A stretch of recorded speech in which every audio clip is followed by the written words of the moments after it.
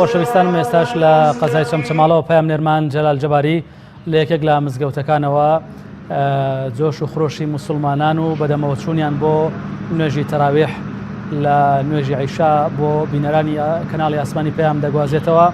کاک جەلال سڵاوت لێبێ و ئەم کاتت باش. ئێستا ئێوە لە کام مزگەوتن لە مزگەوتەکانی قەزای چەمچەماڵ؟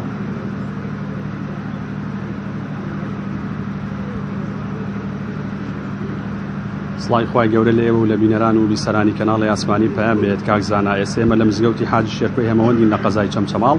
دیارە مزگەوتیش هاوشێوی سەرجەم مزگەوتەکانی چ دیکەی چەمچەماڵ بێت چ لەسەر ئاستێرەمی کوردستان بێت. شەوانە لە شەوانی ڕەمەزانە جۆش خڕۆشێکی زۆری پێوە دیارە کە ئێستا ئەتوانین بڵین لە سەرەتای ڕۆژەکانی مانگی پیرۆزی ڕەمەزانین و ڕۆژانە و شەوانە مزگەوتە قەرەباڵغیەکی زۆری پێوە دیارە.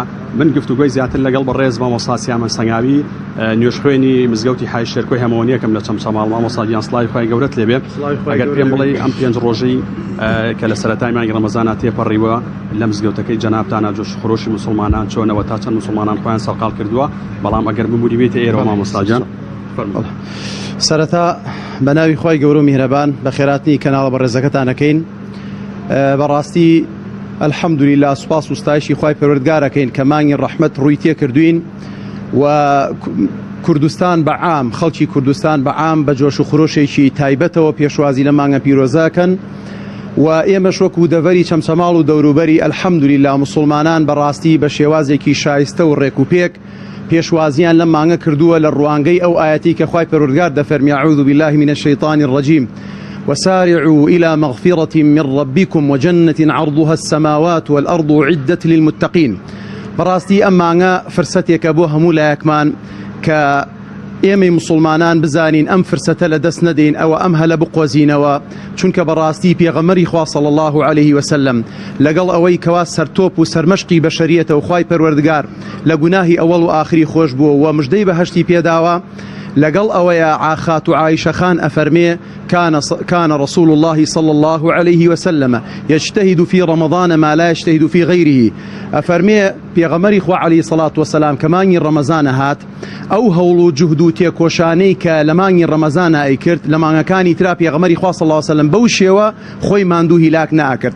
حتا ئەفەرمێ لە ڕووی سەدەقە و خێر و خێرات و بەخشینەوە ئەفەرمێ پێغەمبەری خوا صلی الله عليه وسلم كان أجود الناس وأجود ما يكون في رمضان. پێغەمبەری خوا صلی الله عليه وسلم بەخشندەترین کەس بووە بەخشندەترین کەس بووە. بەڵام ئەفەرمێ کە مانگی ڕەمەزان ئەهات زیاتر پێغەمبەری خوا عليه الصلاة والسلام زیاتری ئەبەخشی حتا ئەفەرمێ وەکو بایەکی هەڵکراوە بووە هەرچی بەهاتایەتە دەستی لە پێناوی خوای پەروەردگاری بەخشی. بەڵێ قسەکانشت پێ بڕم لە ڕەمەزانە مرۆڤی مسلمان بەتەئەکید واز لە کۆمەڵێک سەرپێچی و تاوانە هێنێ و لەسەر کۆمەڵێکیانی چاکە بەردەوام ئەبێ.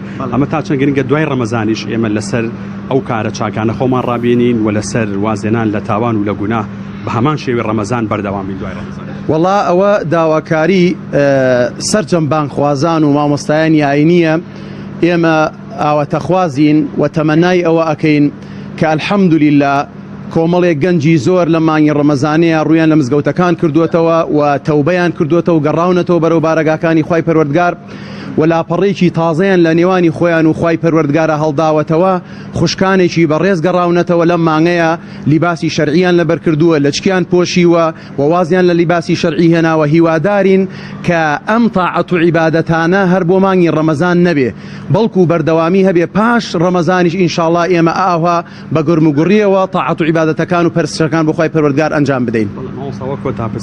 وەکو مامۆستایەکی یانی ڕێنماوی ئامۆژگاریتان بۆ خەڵکی بەگشتی و بۆ چینی لاوان بە تایبەتی چ لەم مانگە چ لە دوای ڕەمەزان چییە؟ وەڵاهی تەمەنای ئەوە ئەکەین هەموو لایەکمان کە ئینشاءڵڵا ئەم مانگە بە خێر و خۆشی بەرینە سەر بە سەلامەتی و ئەم مانگە ئینشاءڵڵا خوای پەروەردگار دەروی ڕەحمەتی خۆیمان لێ بکاتەوە و بەڵکو حکوومەت و دەسەڵاتی کوردیش کاربەدەست و مەسئول و برا گەورەکان بە خۆیان دابچنەوە چاوێکیان لەو چین و توێژەی فەقیران و هەژاران بێ چاویان لەو چین و توێژەی گەنجان بێ کە ئەم هەموو گەنجانەمان تەخەڕوجەکەن بەڕاستی پێویستە هەلیکاریان بۆ بدۆزنەوە بەڕاستی پێویستە لە خەمی ئەو خەڵکەیا بن و بە زوویی حکومەت تەشکیلکەن بۆ ئەوەی ئینشاءڵڵا ئەو خەڵکە سوودمەند بێت و هەروەها داواکارین لەگەڵمان بوو.